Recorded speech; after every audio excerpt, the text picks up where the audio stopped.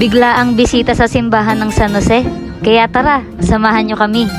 Ako si Angeline, nag-aaral, nagva-vlog at nagne-negosyo. Oh, hi guys, aalis na naman tayo kasi sasamahan ko si Ate Jilay magpa-medical dahil yun sa yearly medical examination nila guys. Kaya ayan, pupunta kami dito, malapit lang sa amin sa may San Jose lang guys. Ang gamit na namin na sasakyan is yung sasakyan ni Kuya Rian. So ayan si Galia guys, yung kulay white na van. So hi guys, welcome na naman sa vlog ko. So for today's ganap, sasamahan natin yung ate ko pumunta ng clinic para sa yearly medical examination nila. So tara, malapit lang talaga to guys. Ayan, nandito na kami. Pagbaba namin dyan, pinag-decidean pa nila kung sa left side ba or right side yung papamedikalan. Pero ayan, nahikab pa si Kuya Rian, natok yarn.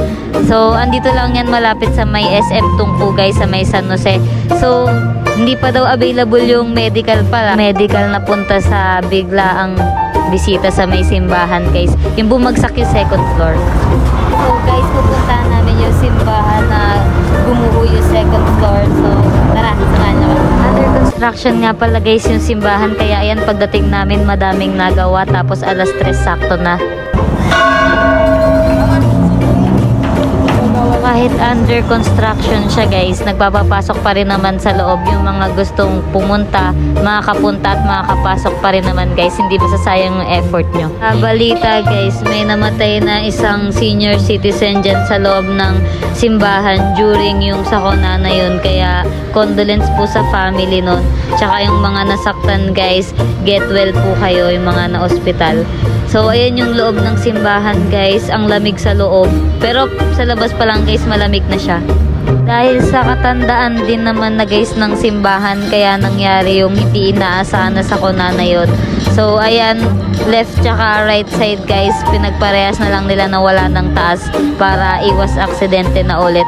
So ayan, nahawak muna ako sa Nazareno guys kasi first time ko makahawak ng ganyan. Dahil yung sa Quiapo guys, hindi ko talaga siya mahawakan, hindi ko makita kung saan ba siya doon. So ito nga pala yung itsura ng loob guys. Ayan yung front, tapos yung back, ayan yung loob ng simbahan guys, para magkaroon lang kayo ng idea if ever na gusto nyo pumunta ng simbahan. So guys, ito yung bumagsak na second floor. So dito to sa may San Jose guys, malapit sa amin. So ayun, after namin mag-ikot dyan guys, ayan, lalabas na rin kami kasi binisita lang namin siya kung anong nangyari sa simbahan na yun guys after ng sakuna. So ayan, yung mga gusto pumunta dyan, nagbabalak, pwede kayo pumasok. Tapos sa labas nga pala ng simbahan guys, ayan, may nagtitinda ng usong bibe. Kaya ayan, nabili ako ng isa, tapos sinuot ni mama yan guys. So ayan, 35 pesos bili ko dyan, pero hindi ko alam, may mas mura pa pala dyan. Pero binili ko yan guys. Marami pang ibang choices dyan guys, pero mas pinili ko pa rin siya. So ayan, 100 pesos yung binayad ko guys. 35 pesos nga lang siya, kaya ayan, nasuklihan pa ako ng 65 pesos. May sobra pa akong 15 pesos, kaya kinain ko dyan sa 2-3. Pero hindi na siya 2-3 guys kasi 5 pesos isa. Kaya ayan, tara kain guys. Makita nyo sana to ng 12 AM. So ayan guys, ang sarap ng kain ko dyan. Pagtapos ko dyan, natakbo na ako papuntang sasakyan kasi nandun na pala sila sa loob ng sasakyan. So dumaan sila ng 7-Eleven guys, bumili sila ng Gulp. Kaya ayan, nakainom na lang ako, hindi ako nabilhan kasi nga wala ako. Kumain ako ng 2-3. Na kami neto guys, kaso bandang Muson matraffic guys, kaya nahinto muna kami sa may 7 Mart. Yung 7 Mart guys, dati namin pinagtatrabahuan yun nung bakasyon pa. Kaya ayan, dyan yung mga bilihan ng kung ano-ano. Ayan guys, so may mga bago na silang paninda. May speaker na dati nung nagtitinda kami dyan guys, yung nagtatrabaho pa kami dyan, wala pang ganyan, pero ngayon meron na. So ayan, tataas kami kasi wala naman dyan sa baba yung bibilhin namin. So napunta rin pala ako dyan guys, 7 Mart, kasi kailangan ko rin bumili ng bagong tsinelas. Naubos na kasi ng mga aso namin yung tsinelas ko, kakangat-ngat. Kaya ayan, kailangan ko nang bumili ng bago. So mura dito guys sa 7 Mart, kaya pag napadaan kayo o kaya balak nyo rin bumili ng mga tsinelas, mura lang, dito na kayo bumili guys. So 7 Mart, baka naman. So ayun guys, marami ding naka-sale dito ng mga item, iba't ibang item. maraming sale. Tapos yung iba guys, sobrang napaka-sale kaya mapapabili ka talaga. May nagustuhan na nga pala ako agad guys, pero dalawang color siya. Hindi ako makapag-decide kung anong mas maganda, pero mas maganda pa rin siya. So ayan guys, ang ganda kasi ng color black, pwede sa lahat. Pero yung white naman guys, maganda kaso madumihin. Pero ayan, napag-decidean ko na black na lang yung bilhin. So guys, nakabili ako ng tsinelas. Na nga pala kami kasi tapos na kami mamili sa taas guys, kaya ayan, nandito na kami sa baba. Tapos meron din pala silang bibe dito, pero 22 pesos lang, mas mura kaysa dun sa nabilan ko kanina, sayang.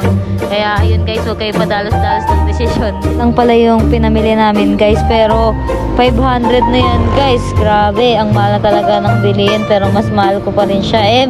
So resibo guys, papakita na namin sa guard. Tapos nakalabas na kami. Big shout out sa 7 Mart ng Muson guys, baka naman. So ayun guys, si Galia, sumakay na kami kay Galia. Pagtapos niyan, hinto pala kami guys sa withdrawal. Diyan lang malapit din sa 7 Mart. Pero yan guys, kitang-kita pala yung bundok dito, ang taas pala ng Bulacan guys. So ayan, na-withdraw lang si Ate Delay kasi wala na siyang cash. Kaka-scroll ko nga pala sa FB guys, naabot na ako sa page ni Father Raura. So meron, sa misa niya guys, meron siyang sinabi na huwag kang maiinggit kapag umasenso ang kapamilya o kapitbahay mo. Sa halip, gawin mo silang inspirasyon upang ikaw din ay umasenso. So napaka-legit nito guys, 100%. Kapag ganun guys na may umasenso, kapamilya mo man o kapitbahay o kaibigan, kahit sino man guys, deserve nila yon kasi hindi natin alam yung sakripisyo tsaka yung effort nila bago makuha yung achievements nila na yun guys. Kaya kung naiinggit kayo guys, gawin nyo in a positive way para umasenso din kayo sa buhay, ganon. Wag mong igagawing negative guys, kasi kapag ginawa mong negative, dun ka babagsak. Pero once na ginawa mong positive, sabay-sabay kayo angat guys, sabay-sabay kayo makikita sa taas. So payo lang guys. Guys, ayan, napunta kami dito sa malapit sa amin sa Graceville guys. Bibili kami ng bigas kasi wala na kaming bigas sa bahay. So dito kami nabili guys kasi mura lang, tapos talagang bilihan siya ng bigas. Pero tumataas na yung bilihin guys, pero mas mura kasi dito, kaya dito kami nabili. Tapos nagbibigay ng discount si kuya. Kaya kung taga sa amin ka, taga Graceville ka, taga Hardepa ka, malapit lang to sa inyo, kaya try nyo din bumili ng bigas dito.